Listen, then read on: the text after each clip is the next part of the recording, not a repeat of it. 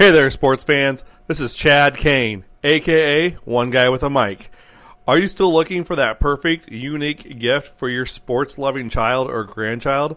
Or, as you'll find out, it's great for parents and grandparents as well. Because you're in luck. This episode is brought to you by RAKIT, the ultimate device for the ultimate fan. It's perfect for any time you need to make some noise. RAKIT combines a 7-inch megaphone, 8 powerful adjustable LED lights, noisemakers, and insert you design, and it's all fully customizable to match your team color. The coolest thing about this product is the founder. J.J. Abraham was the ultimate cheer dad, following his daughter's cheer group and around the country.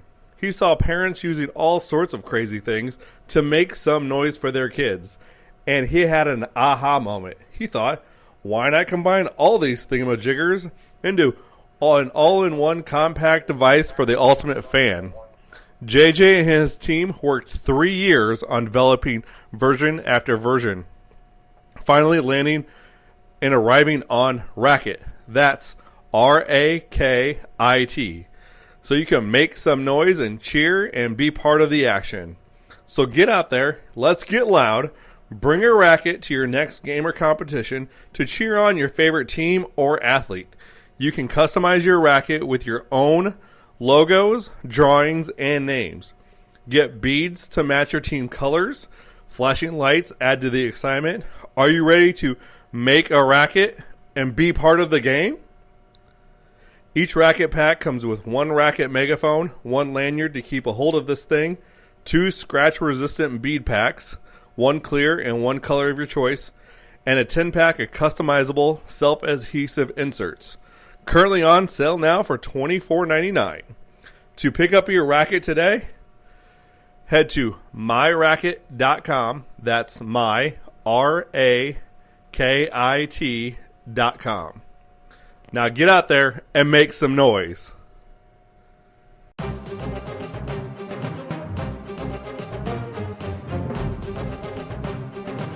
This podcast is part of the Sports History Network, your headquarters for the yesteryear of your favorite sport. You can learn more at sportshistorynetwork.com.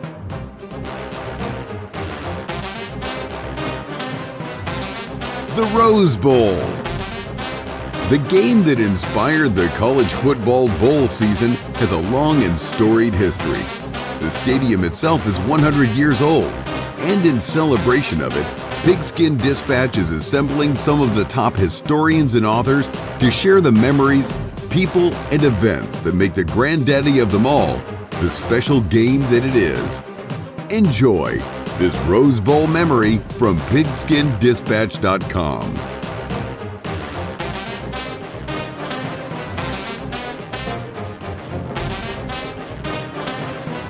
Hello, my football friends. This is Darren Hayes of PigskinDispatch.com. Welcome once again to the Pig Pen, your portal to Rose Bowl history as well as gridiron history, as we are right in the middle of Rose Bowl month talking about all the great games and events and stories that go around the Rose Bowl venue for the last 100 years that stadium's been built. So this is just an exciting time as we're up in the 1960s and we're talking about the 50th anniversary of anything.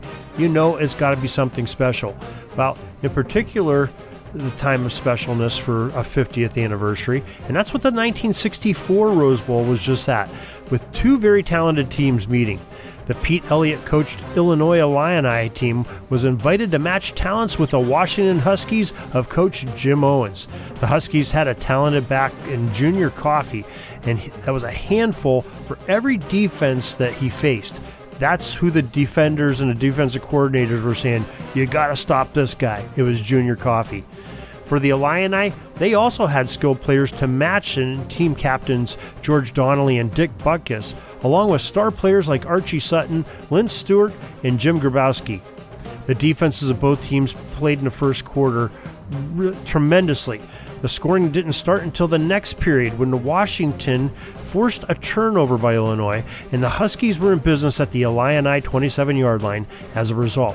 with some razzle-dazzle backup quarterback Bill Seiler pitched the ball to halfback Dave Cope, who rumbled into the end zone behind some superb blocking, in particular one really outstanding block by player Ron Medved that sprung him loose.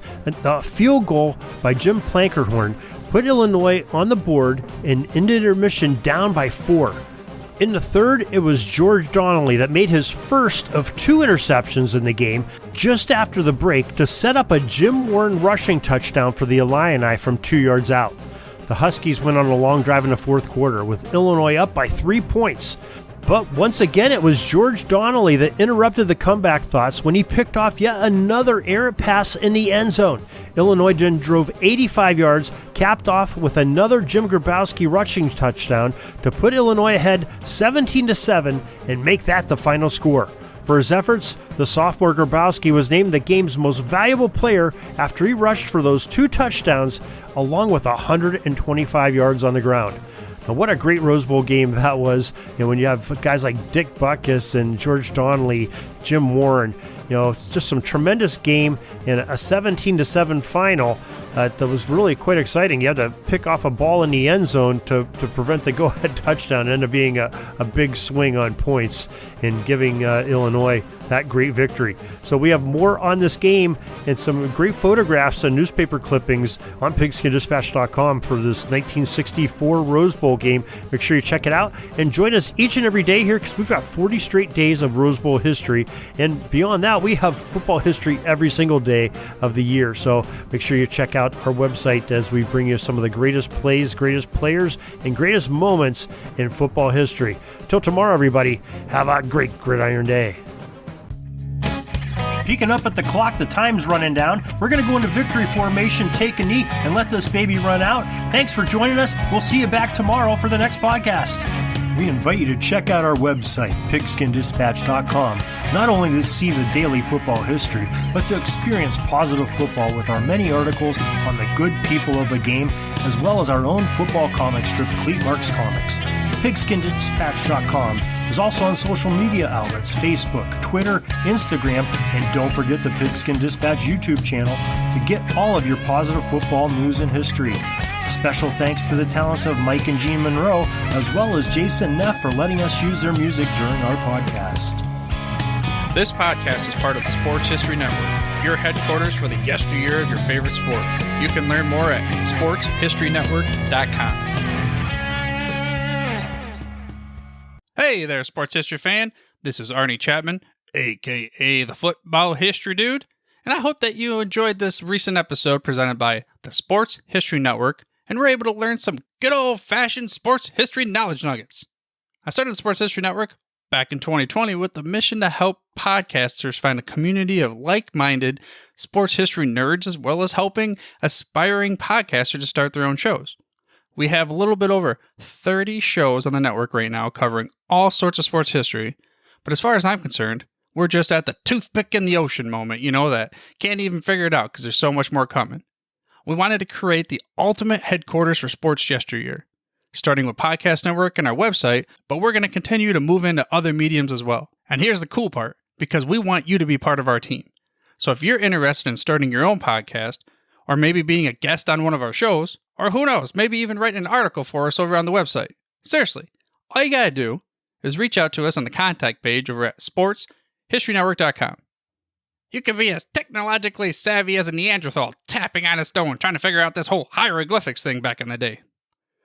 Again, it doesn't matter, because even if you don't understand the whole podcast space, we have a production team that can pretty much help you out with doing everything. All you gotta do, head over to sportshistorynetwork.com, head to the contact page, fill it out. That message goes right to me, and I'll reach out to you as soon as I can. But for now, dude, I'm through if you're through.